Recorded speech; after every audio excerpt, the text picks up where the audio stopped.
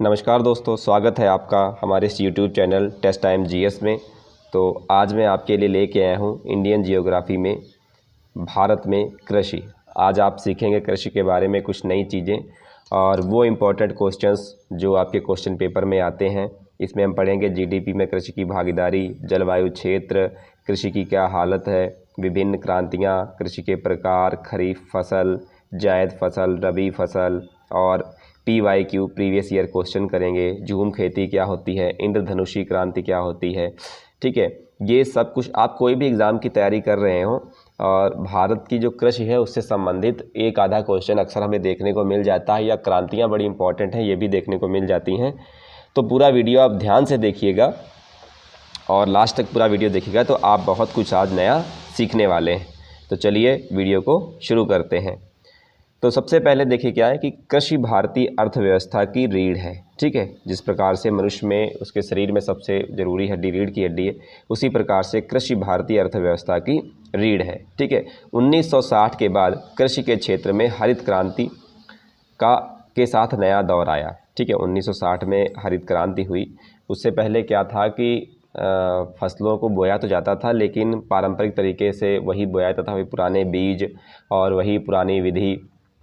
तो उस क्षेत्र में बदलाव करने के लिए 1960 में क्रांति लाई गई, जिसको हम लोग हरित क्रांति के नाम से जानते हैं। अभी पढ़ेंगे भी आगे हम हरित क्रांति के बारे में। तो देखिए, भारत एक कृषि प्रधान देश है। भारत में ज़्यादातर जो जनसंख्या है वो खेती पर निर्भर करती है। लगभग 55% जनसंख्या जो है वो भारत की खेती पर निर्भर है। अगर आप 100 व्यक्तियों को देखेंगे तो उसमें से 55 जो है वो खेती पर निर्भर हैं और 45 जो है वो अन्य व्यवसाय में निर्भर हैं। तो 55% व्यक्ति खेती पर निर्भर है। 1951 में जो कृषि की भागीदारी थी जीडीपी में, जीडीपी आप जानते ही होंगे, नहीं तो मैं इकोनॉमिक का जब वीडियो बनाऊंगा तो उसमें बताऊंगा जीडीपी क्या होती है। तब तक आप बने रहिएगा हमारे चैनल पर। तो जीडीपी में क्या है कि जो 1951 में जीडीपी का हिस्सा था वो 52% हिस्सा था। यूँ कह सकते हैं कि जितनी हमारे देश की इनकम थी, जितनी आय थी, उसमें 52% हिस्सा कृषि का था। कि अगर 100 रुपये हमारे देश में अर्निंग होती है तो उसमें 52 रुपये जो है खेती से आते हैं 1951 में। उसके बाद में ये घट करके 2019-20 में ये 17.8% रह गया और फिर 2020-21 में ये 20.2% रह गया। तो आप ये देख सकते हैं कि समय के साथ में जीडीपी घट गई। पहले 52 थी और उसके बाद में घटती गई।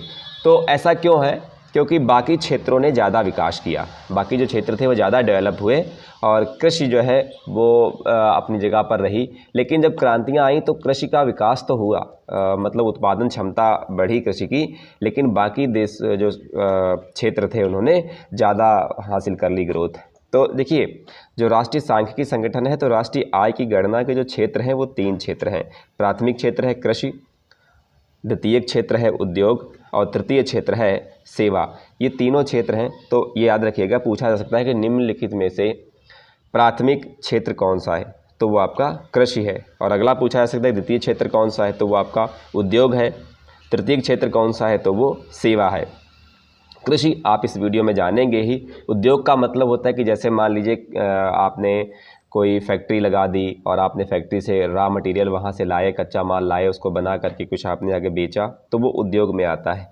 और सेवा जिसको सर्विस बोलते हैं, जैसे कि मान लीजिए एक टीचर बच्चों को फीस के बदले क्या देता है, एजुकेशन देता है, तो वो सेवा में आता है। और जहाँ पर किसी चीज़ का पैसे के बदले आदान प्रदान होता है वो उद्योग धंधे, बड़ी बड़ी फैक्ट्रियाँ लगती हैं। और कृषि, उसको हम इस वीडियो में जानेंगे। आगे बात कर लेते हैं, बात सिंचाई की करेंगे अब हम। तो देखिए, जो 55% कृषि है हमारे देश की, जितनी भी कृषि है, 55% जो कृषि है वो मानसून पर निर्भर करती है कि अगर बारिश होगी तो वो खेती होती है। कई बार ऐसा होता है कि अगर बारिश ज़्यादा हो गई तो बाढ़ आ गई तो खेतों का नुकसान हो जाता है, फसल का नुकसान हो जाता है। और कई बार क्या होता है कि वही बारिश नहीं होती, सूखा पड़ जाता है, तो भी फसल का नुकसान हो जाता है। तो कुल मिला के मानसून पर जो खेती निर्भर होती है वो उसकी उपज पर बहुत ज़्यादा प्रभाव पड़ता है कि कभी उपज अच्छी होती है, कभी बाढ़ के कारण ख़राब हो जाती है और कभी वो सूखे के कारण प्रभावित हो जाती है। और जो 45% जो क्षेत्र है ये सिंचित क्षेत्र है। सिंचित का मतलब सिंचाई वाला, जहाँ से मतलब टुल्लू पंप लगे हुए हैं, बड़े बड़े पंप लगे हुए हैं, समरसेबुल लगा हुआ है या कुएँ हैं, तालाब है, जो भी है, मतलब जिसको मानव खुद अपने हिसाब से जब चाहे तब सिंचाई कर सकता है, वो हिस्सा 45% है। और जो नेचुरली मानसून पर निर्भर करता है वो हिस्सा 55% है। अगर हम किसान की बात करें, अब बात किसान की करते हैं आगे, तो देखिए किसान जो है वो 60 से 65% भाग खाद्यान्न फसलें उगाता है। 60 से 65% भाग जो है वो खाद्यान्न फसलें उगाता है। जैसे चावल हो गया, गेहूं हो गया, ऐसी फसलें जिनको हम बो करके, मान लीजिए किसान हैं आप, तो बो करके और उनको काट करके सीधे हम खाने में प्रयोग कर सकें, वो खाद्यान्न फसलें कहलाती हैं। और ऐसी फसलें जो खाने में प्रयोग ना होती हों, जो 35 से 40% है, उनको वाणिज्यिक फसलें कहा जाता है। क्या कहा जाता है? वाणिज्यिक फसलें। वाणिज्यिक फसलों का मतलब होता है कि जिनको बेच करके हम पैसा इकट्ठा कर सकें। जैसे मान लीजिए कपास, अगर कपास कहीं पर बो दी जाए तो कपास से हमें रुई प्राप्त होती है।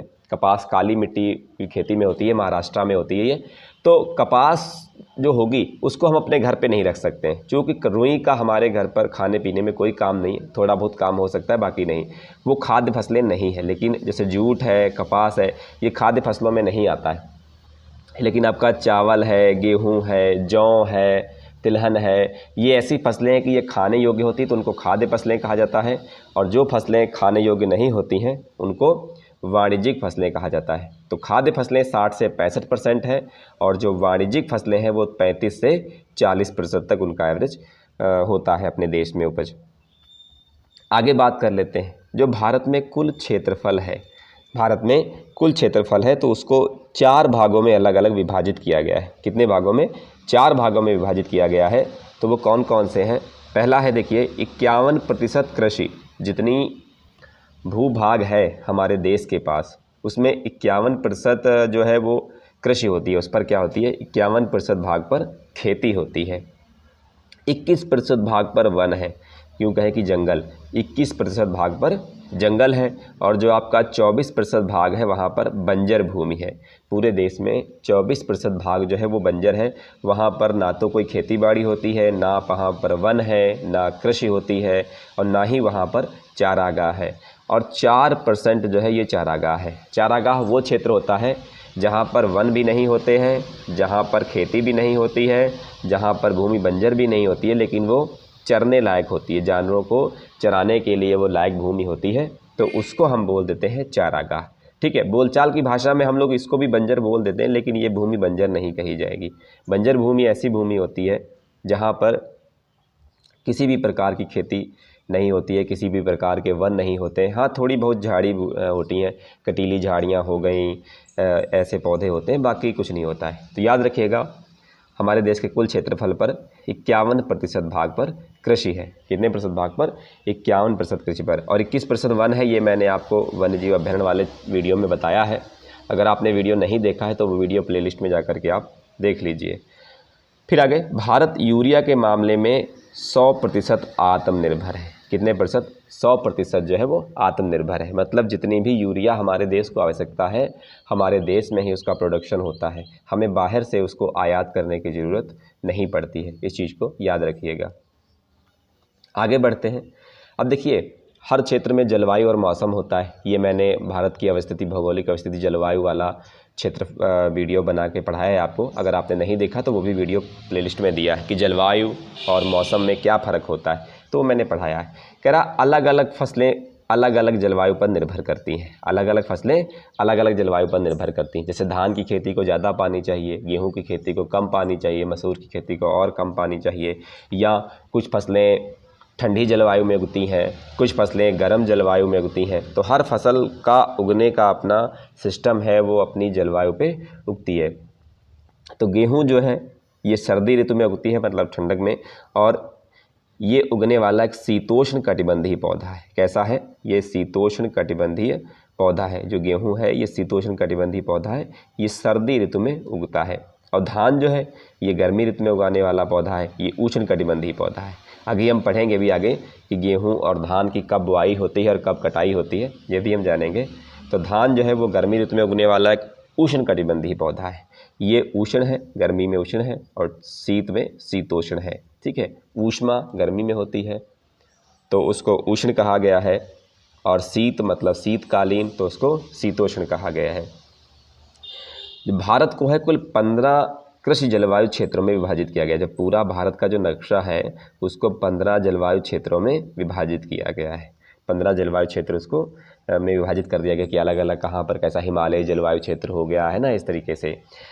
अच्छा, दुग्ध उत्पादन में श्वेत क्रांति का लाने का श्रेय किसको जाता है? तो डॉक्टर वर्गीज कुरियन को। डॉक्टर वर्गीज कुरियन को श्वेत क्रांति लाने का श्रेय दिया जाता है। और किस उर्वरक का भारत पूरी तरह से आयात करता है? तो वो है पोटेशियम। पोटेशियम का पूरी तरीके से आयात करता है। निर्यात और आयात दो आपने सुने होंगे, पता होगा आपको।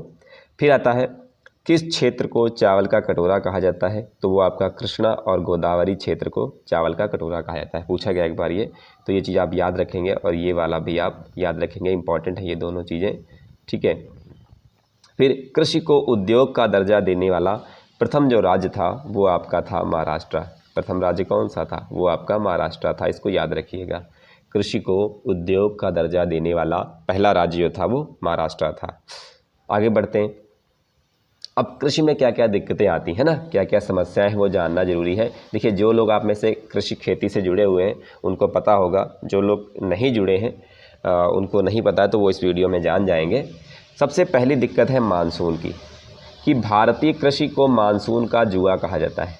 मानसून का जुआ कहा जाता है। जुआ खेलने वाला जुआ, इसलिए कि मानसून अगर अच्छा रहा, पर्याप्त रहा, ना तो ज़्यादा ना तो कम, तो फसल अच्छी होगी। लेकिन अगर मानसून का हेर फेर रहा, मानसून कम रहा या ज़्यादा रहा, मान लीजिए फसल तैयार है और ओले पड़ गए तो भी फसल नुकसान हो जाएगी। और मान लीजिए फसल को पानी की ज़रूरत है और सूखा पड़ जाए तो भी फसल का नुकसान हो जाएगा। तो इसीलिए इसको मानसून का जुआ कहा जाता है। फिर अशिक्षित, ये शिक्षित थोड़ा सा गलत लिख दिया गया है। अशिक्षित एवं परंपरावादी किसान। भारतीय किसान अशिक्षित और पुराने तरीके अपनाता है। कि जो इंडियन फार्मर है, जो हमारा भारतीय किसान है, बहुत से गांव में, लेकिन अब तो कुछ एजुकेशन बढ़ रहा है, लेकिन ज़्यादातर किसान जो है वो अशिक्षित हैं, वो पुराने तरीके से खेती करते हैं। जबकि ऐसा नहीं है, जो नई टेक्नोलॉजी आई है और नया जो बोने का तरीका है या कीटनाशक प्रयोग करने का तरीका है वो सब कुछ बदल गया है, उससे ज़्यादा उपज होती है। लेकिन कहीं ना कहीं बहुत सारा किसान आज भी अशिक्षित है और वो पुराने तरीके को अपनाता है, जिसके उसकी उपज बहुत कम होती है।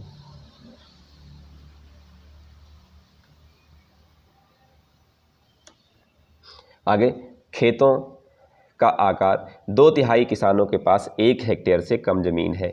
जितने भी किसान हैं वो 2/3, 2/3 का मतलब होता है 2/3, 2/3। यूँ कह सकते हैं कि अगर आप 30 किसानों को ले लें एक साथ, तो उसमें से 20 किसान, 30 में से 20 किसान जो हैं उनके पास 1 हेक्टेयर से भी कम ज़मीन है। 1 हेक्टेयर मतलब 15 बीघे होता है। ठीक है, तो 1 हेक्टेयर से भी कम ज़मीन है।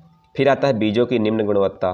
तो बीजों की गुणवत्ता की क्वालिटी बड़ी निम्न है। भारत में बीज शोधन पर भारत सरकार बहुत कम खर्च करती है, जिसके कारण निम्न गुणवत्ता वाले बीजों का प्रयोग किया जाता है और जिससे पैदावार बहुत कम होती है। देखिए, बीज अगर अच्छा होगा तो फसल अच्छी होगी, लेकिन बीज की क्वालिटी लो है। बहुत सारी कंपनियां मुनाफाखोरी के चक्कर में क्या करती हैं कि वो जो बीज की क्वालिटी है वो बड़ी बेकार देती हैं, तो उससे भी कम हो जाता है। फिर अगला आता है भंडारण। भारत में भंडारण की सुविधा न होने के कारण बहुत सारा अनाज सड़ जाता है। हर साल मंडियों में बहुत सारा अनाज बाहर पड़ा बारिश के मौसम में वो ख़राब हो जाता है, क्योंकि जो स्टोरेज है वो इतने पर्याप्त स्टोरेज नहीं है, तो इस कारण भी वो दिक्कत आती है। या अगर किसान कोई अपने घर पे फसल रखना चाहे तो उसके पास भी घर पर इतनी जगह नहीं होती है कि वो अपने खेत से उत्पादन किया गया जो अनाज है उसको भंडार कर सके, ताकि बाद में उसको महंगे दाम पे बेच सके। अगर वो बाहर लगाएगा तो वो सड़ जाएगा। तो ये कंडीशन मंडियों में सरकार के पास और किसान के पास, दोनों के पास दिक्कतें हैं। तो याद रखिएगा, भारतीय कृषि में जो दिक्कतें हैं वो है मानसून की, अशिक्षित एवं परंपरावादी, खेतों का आकार, बीजों की निम्न गुणवत्ता और भंडारण। आगे बढ़ते हैं। ऋतुओं के आधार पर फसलों का वर्गीकरण। ऋतुओं के आधार पर फसलों का वर्गीकरण। तो 3 प्रकार की फसलें होती हैं। पहली होती रबी, दूसरी खरीफ, तीसरी जायद। 3 प्रकार से फसलों के नाम दे दिए गए हैं। अब जो शीत ऋतु की फसल है शीत ऋतु की जो फसल है उसको कहा गया है रबी की फसल, और जो मानसून की ऋतु की फसल है उसको कहा गया है आपकी खरीफ की फसल, और जो इन दोनों के बीच के मौसम में बोई जाती है उसको बोला जाता है जायद की फसल। क्या बोला जाता है? जायद की फसल। ठीक है, कहते हैं रबी तथा खरीफ के बीच सूखे मौसम में बोई जाने वाली फसलों को जायद की फसल कहा जाता है। तो अब अगर हम बात करें रबी की फसल की, तो ये अक्टूबर और नवंबर में बोई जाती है। अक्टूबर नवंबर में ठंड होती है ना, आपको पता होगा कि अक्टूबर नवंबर में ठंड होती है, तो ये शीत ऋतु चालू हो गया। और कटाई इसकी कब की जाती है? मार्च और अप्रैल में, मतलब होली के आसपास जब कटाई की जाती है या उससे बाद में, तो ये फसलें रबी की फसलें होती हैं। कौन कौन सी होती हैं? जैसे गेहूं हो गया, जौ हो गया, सरसों हो गया, चना हो गया, मटर हो गया, आलू हो गया, ये सारी फसलें, और भी बहुत सारी हैं, मैंने उदाहरण के लिए यहाँ पे 6 फसलें आपको बताई हैं। तो ये सारी फसलें जो है ये आपकी अक्टूबर से नवंबर तक बोई जाती हैं, और ये मार्च से अप्रैल तक इनको काट लिया जाता है। आगे बात कर लेते हैं खरीफ की फसल की। तो जो खरीफ की फसल है इसकी जो बुआई की जाती है वो जून जुलाई में की जाती है, और इसकी जो कटाई होती है ये नवंबर और दिसंबर में होती है। तो इसको मानसून ऋतु की फसल बोला जाता है। जैसे धान, जून के माह में धान बोया जाता है, बाजरा है, कपास है, जूट है, गन्ना है, मक्का है, ये सारी फसलें जो है जून से जुलाई माह में बोई जाती हैं, और नवंबर से दिसंबर में इनकी कटाई चालू हो जाती है। जैसे गन्ना है, मान लीजिए, तो गन्ना नवंबर से चालू होकर के अप्रैल तक चला जाता है। कुछ खेतों में मई तक भी किसान लेट तक काटते हैं। तो ये फसलें जो है आपकी देर तक कटती रहती हैं, क्योंकि गन्ना एक ऐसी फसल है जो अगर लेट भी कटती है तो कोई दिक्कत नहीं आती है, और जो आपकी धान गेहूँ है ये आपका निश्चित समय पर ही काटना पड़ता है। तीसरी आती है आपकी जायद की फसल। तो ये इसकी बुआई की जाती है मार्च में और कटाई की जाती है जून में। तो मार्च 1, अप्रैल 2, मई 3, जून 4, ये 3-4 महीने के बीच में फसल होती है, और ये गर्मी का मौसम होता है, तो इनमें पानी की भरपूर मात्रा होती है इन फसलों में। जैसे तरबूज है उसमें पानी की बहुत मात्रा होती है, खरबूजे में भी पानी की मात्रा होती है, ककड़ी में भी पानी की मात्रा होती है, खीरा इसमें भी वो भी होती है। तो ये पानी वाली फसलें हैं जिनमें भरपूर पानी की मात्रा होती है। तो इनको देखिए, याद रखना आप, जो रबी की फसल है वो आपकी अक्टूबर और नवंबर में होती है, और इसकी कटाई मार्च अप्रैल में होती है। और इनकी एक ट्रिक है, तो वो मैं आपको शॉर्ट वीडियो के माध्यम से बता दूंगा।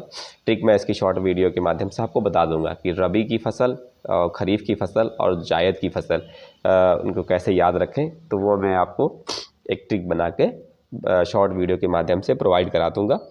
तो आप चैनल पे जब शॉर्ट वीडियो आएगा तो आपको मिल जाएगा, आप बेल आइकन प्रेस करेंगे होंगे तो आपको वो नोटिफिकेशन आ जाएगा आपके पास। तो ये 3 तरीके की फसलें याद रखिएगा, रबी की फसल, खरीफ की फसल और जायद की फसल। रबी की फसल जो होती है इसकी बुआई अक्टूबर नवंबर में, कटाई मार्च अप्रैल में होती है। आगे बात कर लेते हैं टाइप्स ऑफ खेती। टाइप्स ऑफ खेती मतलब है ना कृषि के प्रकार, कृषि के प्रकार या टाइप्स ऑफ एग्रीकल्चर, तो वो हम यहाँ पे दे रहे हैं। तो सबसे पहला है फसल चक्र, जिसको बोला जाता है क्रॉप साइकिल। फसल चक्र मतलब क्रॉप साइकिल। थोड़ा सा जूम कर लेते हैं।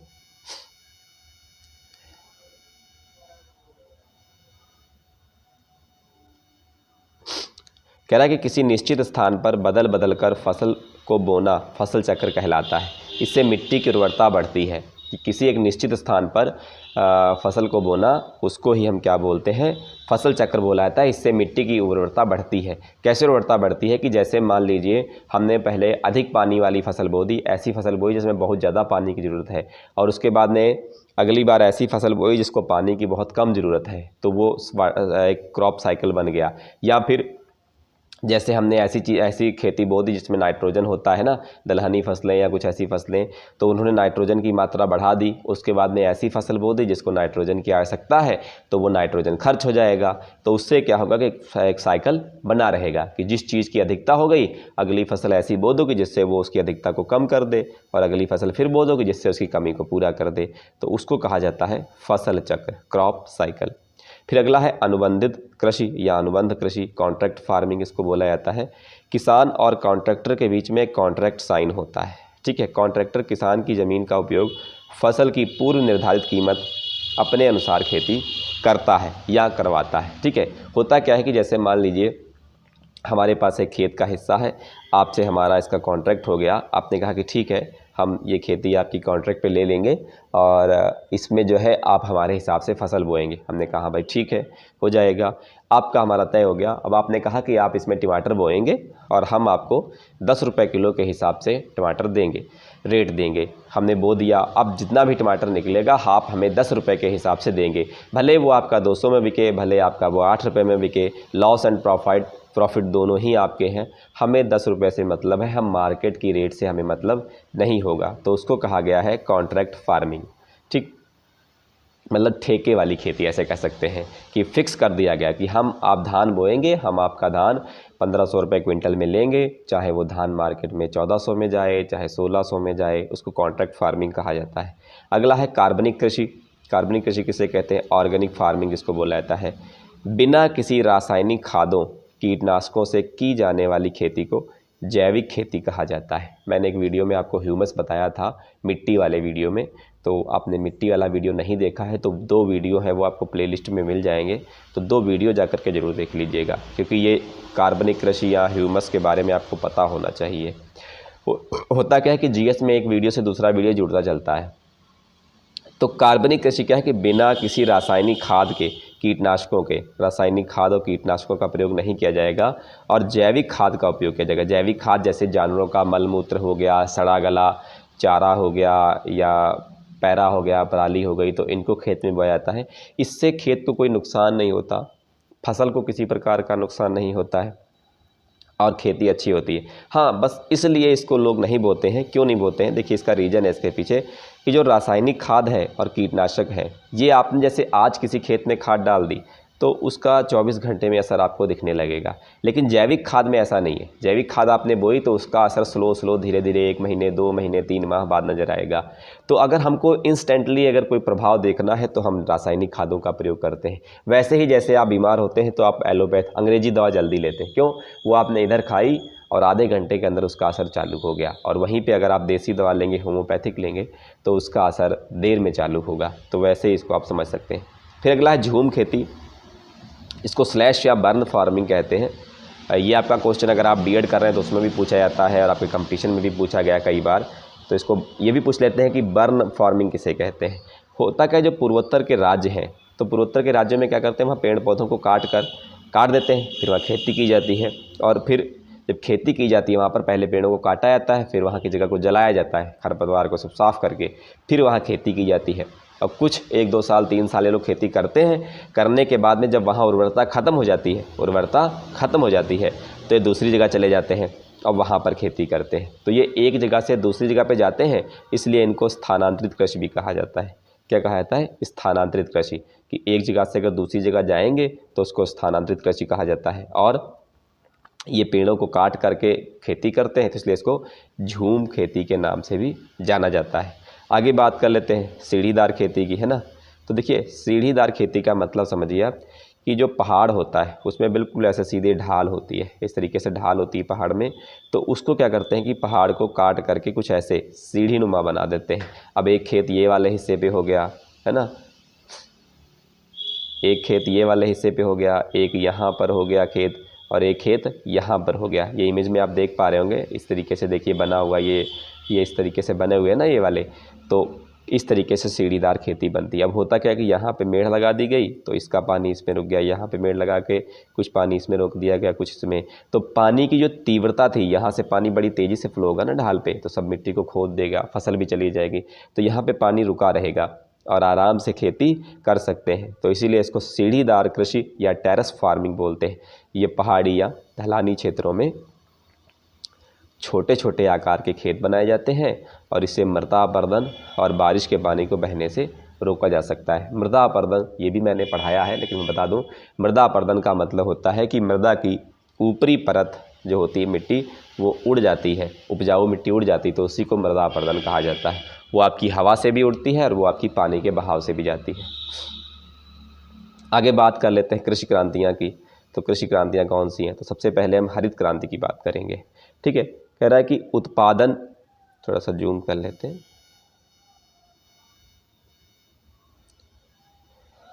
कह रहा है कि उत्पादन बढ़ाने के लिए पारंपरिक बीजों के स्थान पर उन्नत किस्म के बीजों का प्रयोग को बढ़ावा दिया गया था इस हरित क्रांति में। इसको ग्रीन रेवोल्यूशन कहा जाता है। 1965 में ये यूएसए और मैक्सिको में ये क्रांति चालू की गई थी और इस क्रांति के जो जनक थे वो नॉर्मन बोरलांग थे, ठीक है, और उनको शांति के क्षेत्र में नोबेल पुरस्कार भी मिला था। याद रखिएगा, अगर आपसे पूछता है कि हरित क्रांति के जनक कौन थे विश्व में, तो वो नॉर्मन बोरलांग थे। हरित क्रांति कब आई? 1965 में आई थी और उनको शांति के क्षेत्र में नोबेल पुरस्कार भी दिया गया था। आगे हम बात कर लेते हैं भारत में हरित क्रांति की। तो देखिए, इंडियन ग्रीन रेवोल्यूशन इसको कहा जाता है और इसके भारत में जो जनक थे वो आपके थे MS स्वामीनाथन। क्या नाम था उनका? MS स्वामीनाथन। और जो हरित क्रांति की शुरुआत हुई थी वो 1966 से 1967 में हुई थी। और हरित क्रांति का सबसे ज़्यादा जो फ़ायदा हुआ था वो गेहूं और चावल की खेती को हुआ था और इसमें जो चावल का उत्पादन था वो आपका 3 गुना बढ़ गया था और जो गेहूं का उत्पादन था वो 5 गुना बढ़ गया था। यूँ कह सकते हैं कि हरित क्रांति से सबसे ज़्यादा जो फसल प्रभावित हुई वो हुई आपकी गेहूं। गेहूं का उत्पादन सबसे ज़्यादा 5 गुना बढ़ गया। जहां पहले 1 क्विंटल गेहूं निकलती थी वहां 5 क्विंटल निकलने लगी और चावल का उत्पादन 3 गुना बढ़ गया था और ये 3 गुना हो गया था। हरित क्रांति है क्या कि जब हरित क्रांति आई तो खूब पेस्टिसाइड, नए नए पेस्टिसाइड हैं, इंसेक्टिसाइड हैं, मतलब जिनको कहते हैं रासायनिक खादें, उनका प्रयोग किया गया और खूब उत्पादन लिया गया। फिर आगे हम क्रांतियों की बात कर लेते हैं। देखिए, ये कुछ क्रांतियां हैं, ये आपको याद रखनी है। हरित क्रांति, ये हमने अभी पढ़ा कि खाद्यान्न के क्षेत्र में खाद्यान्न फसलें। श्वेत क्रांति, श्वेत मतलब होता है सफ़ेद, तो दूध सफ़ेद होता है दुग्ध उत्पादन के लिए। पीली क्रांति, तिलहन पीले होते हैं, आपकी लाही वगैरह सब, तो तिलहन उत्पादन में आता है। भूरी क्रांति, जिसका कलर भूरा हो, तो उर्वरक उत्पादन में। नीली क्रांति, पानी नीला होता है और लगभग नीला रंग कहा जा सकता है और मत्स्य उत्पादन वहाँ पर होता है। फिर लाल क्रांति, टमाटर का रंग लाल होता है और मांस भी लाल होता है तो इसलिए लाल क्रांति कहा गया है। गुलाबी क्रांति, और झींगा मछली का रंग गुलाबी होता है तो गुलाबी क्रांति वहाँ पर है। बादामी क्रांति, बादाम का रंग मसालों जैसा होता है तो इसलिए बादामी क्रांति। सुनहरी क्रांति, ये फल उत्पादन से संबंधित है, इसको आप याद रखिएगा। सुनहरी क्रांति ये फल उत्पादन संबंधित है। बाकी सबका लगभग कलर मैच करता है, इसका नहीं, लेकिन आप इसको याद रखेंगे। फिर रजत क्रांति, अंडा उत्पादन से। रजत मतलब चांदी, तो अंडा चांदी जैसा चमकदार होता है ना, तो उसको अंडा उत्पादन के लिए। फिर काली क्रांति, पेट्रोलियम उत्पादन। भाई पेट्रोल, डीजल, मिट्टी का तेल, ये कुछ काला काला सा लगता है, जैसे जलने पे काला धुआं देता है, तो काली क्रांति पेट्रोलियम उत्पादन से। और गोल क्रांति आलू उत्पादन से। याद रखिएगा, गोल क्रांति जो है ये आलू उत्पादन से है। आगे बात कर लेते हैं इंद्रधनुष क्रांति, है ना, इसको इंद्रधनुषी क्रांति भी बोलते हैं। कहा गया है इसमें सभी क्रांतियों को साथ लेकर चलने का लक्ष्य था। ये जो इंद्रधनुष क्रांति लाई गई, इसमें क्या था कि जितनी भी ये क्रांतियाँ आप देख रहे हैं, ये जितनी भी आप इस बॉक्स के अंदर क्रांतियाँ देख रहे हैं, इन सबको साथ लेके चलने का लक्ष्य था इस क्रांति में। तो इसको आप याद रखिएगा, इस चीज़ को पूरा। यहाँ से आपके क्वेश्चन काफ़ी बनते हैं कि कौन सी क्रांति किससे संबंधित है। और हरित क्रांति और ये आपकी भारतीय हरित क्रांति, ये इम्पॉर्टेंट है, इससे क्वेश्चन भी बनता है। आगे बात कर लेते हैं भारत की प्रमुख फसलें। ठीक है, वीडियो थोड़ा लंबा हो रहा है, लेकिन ये है कि आपका सब कुछ मैंने इस एक वीडियो में कवर कर दिया है। तो भारत की प्रमुख फसलें कौन कौन सी हैं? सबसे नंबर 1 है चावल। ये भारत की मुख्य खाद्य फसल है, सबसे ज़्यादा चावल खाया जाता है। और जो पूरे विश्व में जितना चावल उत्पादन होता है उसका 21.7% चावल जो है वो भारत में उत्पादित होता है। 21.7% चावल जो है वो भारत में उत्पादित किया जाता है। और अगर हम भारत में प्रथम राज्य की बात करें तो पश्चिम बंगाल, सबसे ज़्यादा चावल पश्चिम बंगाल में उत्पादित होता है। और अगर हम विश्व की बात करें तो विश्व में सबसे ज़्यादा जो प्रथम देश है वो है चीन। सबसे ज़्यादा चीन चावल का उत्पादन करता है, मतलब चीन में सबसे ज़्यादा चावल होता है। और भारत में जो चावल का केंद्रीय चावल अनुसंधान केंद्र है वो कटक में है। याद रखिएगा, वो कहाँ है? वो आपका कटक में स्थित है। तो ये इंपॉर्टेंट है, याद रखिएगा कि भारत में सबसे प्रथम राज्य चावल उत्पादन में पश्चिम बंगाल, विश्व में प्रथम देश चीन। और अगला आता है आपका दूसरा खाद्य, वो है गेहूँ। दूसरा क्या है? गेहूँ। तो भारत विश्व का 12% गेहूँ उत्पादन करता है। कितना 12%। इसमें चीन प्रथम स्थान पर है और भारत दूसरे स्थान पर है। चावल में भी चीन प्रथम है और गेहूं में भी चीन प्रथम है, इस चीज़ को याद रखिएगा। और गेहूं सबसे ज़्यादा जहां होती है वो होती है उत्तर प्रदेश में। उत्तर प्रदेश में सबसे ज़्यादा गेहूं का उत्पादन होता है और विश्व में तो चीन है ही है, मैंने आपको बताया। और जो प्रति हेक्टेयर उत्पादन का है वो पंजाब है। पंजाब सबसे ज़्यादा प्रति हेक्टेयर के हिसाब से गेहूं का उत्पादन करता है। टोटल उत्तर प्रदेश में ज़्यादा है, लेकिन अगर हम कहें कि उत्तर प्रदेश के 1 हेक्टेयर में अगर मान लीजिए 60 क्विंटल गेहूं हो रहा है, तो वहीं पंजाब के 1 हेक्टेयर में ये गेहूं 80, 90, 100 ऐसे होता है। ठीक है, मतलब प्रति हेक्टेयर पंजाब का उत्पादन ज़्यादा है, लेकिन अगर पूरे उत्तर प्रदेश की बात करें तो उसकी उत्पादन पंजाब से ज़्यादा है। आगे बात कर लेते हैं अब बात राज्यों की। तो उत्तर प्रदेश में जो प्रथम स्थान पर फसलें हैं वो कौन सी हैं? गेहूं, गन्ना, आलू, मसूर, ये फसलें प्रथम स्थान पर हैं।